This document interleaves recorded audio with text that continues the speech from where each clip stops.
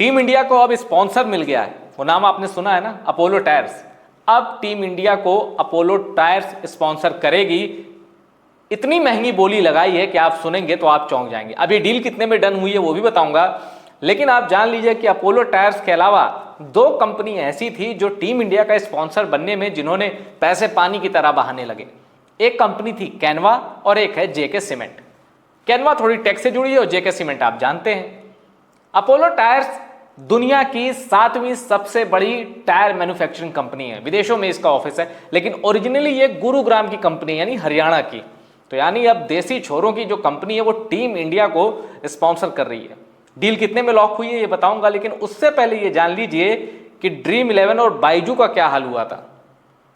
ये जो real money gaming है ना, इसमें ड्रीम 11 को माना गया कि भाई ये रियल मनी गेमिंग में आ रहा है। अभी आपको कोर्ट ने इसको स्किल बेस्ड गेम कहा था, इसलिए इसको बेटिंग ऐप में ड्रीम 11 को नहीं माना गया था, स्किल बेस्ड ऐप में माना गया था। लेकिन भारत सरकार ने कुछ दिन पहले एक बिल लाया जिसके बाद ड्रीम 11, माई 11 सर्किल, इस तरह के जितने थे और बहुत पैसा चूसा इन्होंने भारत के लोगों का, उन सारे ऐप पे बैन लग गया। अब जिसकी वजह से एशिया कप में भारत की टीम और महिला टीम भी जो खेल रही है, एशिया कप में भारत की टीम बिना स्पॉन्सर के उतरी, यानी इंडिया की जर्सी पे स्पॉन्सर था ही नहीं।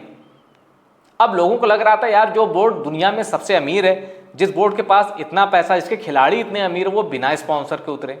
ये सब इसलिए हुआ क्योंकि बिल भी आया और ड्रीम 11 इसके लिए तैयार नहीं था कि अचानक से उसका बोरिया बिस्तर बंद हो जाएगा। और फिर आप पेपर में पढ़ रहे हैं कि जैसे जुप्पी लोडो है या कितने ऐसे गेम है जो रियल मनी गेमिंग थे, जिनके चक्कर में पड़ के कईयों के घर बिक गए, कई तबाह हो गए। अब ये अपने कंपनी से अपने जो एम्प्लॉयज़ थे इनको निकाल रही हैं। पहले तो इन्होंने लोगों की जेब से पैसे निकाले, फिर जब नरेंद्र मोदी की गवर्नमेंट ने एक देर से ही सही पर एक टफ कानून लाया, रियल मनी गेमिंग को लात मारी, तब सबके होश ठिकाने आए। ये कदम बहुत पहले उठा लेना चाहिए था। अब आप सोच रहे होंगे कि भाई जब अपोलो टायर्स, क्या अपोलो टायर्स के पास ही इतना पैसा है कि वो टीम इंडिया की जर्सी को स्पॉन्सर कर पाए? भारत में विदेशों में तो बड़ी बड़ी कंपनियां हैं, नाइकी, एडिडास, ये सब क्या कर रहे हैं भाई? फोन से जुड़ी कई कंपनियां, एप्पल, क्या कर रहे हैं ये लोग? तो मैं आपको बता दूं कि बीसीसीआई ने सिंपल क्राइटेरिया रखा था कौन कौन आ सकता है, कौन कौन नहीं।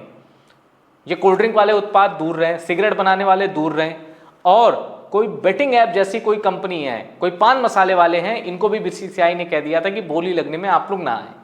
तो ऐसी कोई कंपनी चाहिए थी जो कंट्रोवर्शियल ना हो, या जिसका काम कंट्रोवर्शियल मतलब जो जैसे ड्रीम 11, इससे कंट्रोवर्सी हो गई कि भाई आम आदमी के पैसे ले जा रही है। अब सपोज करिए किसी टोबैको बनाने वाली कंपनी को, सिगरेट बनाने वाली कंपनी को टीम इंडिया स्पॉन्सर रख लेती तो फिर विवाद होता। कोई पान मसाला बनाने वाली कंपनी को रख लेती, फिर विवाद होता। तो इसलिए बीसीसीआई ने पहले ही तय किया कि भाई फला फला सेक्शन से ही लोग आएंगे, तभी ये बोली में शामिल हो पाएंगे। अब मैं आपको बताता हूं कि आखिर ये डील कितने में डन हुई है। सबसे पहले तो ये जान लीजिए कि अपोलो टायर्स एक मैच के लिए 4,77 करोड़ रुपए देगा स्पॉन्सरशिप के बीसीसीआई को। सोचिए, भारत की मेंस टीम एक मैच खेलेगी और अपोलो टायर्स उसको देगा, हालांकि महिला टीम को भी स्पॉन्सर मिल गया, और अपोलो टायर्स उसको देगा 4,77 करोड़ रुपए। सोचिए इंडियन क्रिकेट किस लेवल पे पहुंच गया। और कुछ जानकारियां मैं आपको दे देता हूं।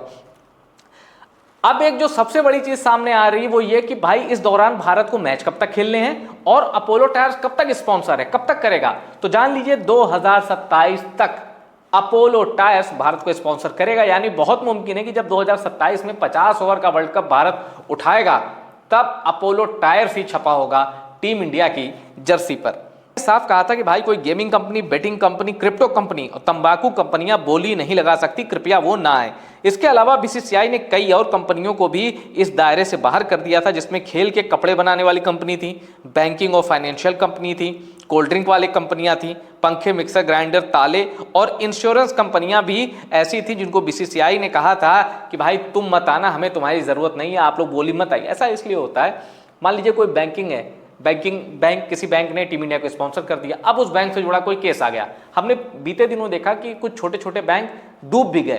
तो इसीलिए बीसीसीआई नहीं चाहता आगे कोई कंट्रोवर्सी हो, एकदम जो उसका स्पॉन्सर हो बीसीसीआई का, क्योंकि टीम इंडिया भले ही कुछ लोग कहें कि भाई ये प्राइवेट रजिस्टर है, मद्रास की कंपनी के नाम से बीसीसीआई रजिस्टर्ड है, प्राइवेट बॉडी है, इसका मतलब क्रिकेट कोई ऐसा राष्ट्रीय खेल है नहीं, लेकिन खेलते तो इंडिया के नाम पे है ना। तो चूंकि राष्ट्र से जुड़ा मुद्दा है, इसलिए बीसीसीआई चाहती थी कि सब कुछ क्लीन रहे, कोई विवाद ना हो। और इसी वजह, और जब अपोलो टायर्स ने सारे क्राइटेरिया फुलफिल किए और 579 करोड़ रुपए की बोली लगाई, तब बीसीसीआई ने कहा कि हाँ आओ, अब टीम इंडिया को स्पॉन्सर मिल गया है। फिर से बता दूं, 579 करोड़ रुपए की बोली लगाई है अपोलो टायर्स ने। अपोलो टायर्स, मैंने आपको बताया कि 100 से ज्यादा देशों में अपोलो टायर्स का कारोबार फैला हुआ है, गुरुग्राम के हैं। और सबसे बड़ी चीज यह है कि अपोलो टायर्स ने दुनिया में इसने क्या मुकाम हासिल किया कि 7वीं सबसे बड़ी कंपनी है टायर मैन्युफैक्चरिंग में। यानी जो टायर निर्माता जितनी कंपनियां, अपोलो टायर्स का नंबर आता है दुनिया में नंबर 7, एमएसडी का नंबर है 007। तो खैर ये थी कहानी बीसीसीआई के नए स्पॉन्सर की। और हम उम्मीद करते हैं कि जो झंडे बीसीसीआई ने, जो सोच के बीसीसीआई ने इस स्पॉन्सर को एक्सेप्ट किया और जो झंडे भारत ने पिछले जर्सियों में गाड़े हैं, हर वर्ल्ड कप जीता है, 50 ओवर का जीता है, T20 वर्ल्ड कप जीता है, टेस्ट चैंपियनशिप नहीं आई है। हम ये चाहते हैं कि अपोलो टायर्स भारत के सारे सूखे को खत्म करे और शुरुआत जो है 2027 ओडीआई वर्ल्ड कप से करे कि भाई हमें 2027 का ओडीआई वर्ल्ड कप चाहिए। और उसके पहले T20 वर्ल्ड कप भी हो सकता है 2026 का, तो वो भी हमें चाहिए। तो खैर अपोलो अब भारत के साथ जुड़ गया है और अपोलो टायर जितना मजबूत है, अब भारत की टीम उतनी मजबूती से परफॉर्म करेगी, ऐसी हमें पूरी उम्मीद है। वीडियो पसंद आए उसको शेयर करिएगा और चैनल को सब्सक्राइब जरूर करिएगा।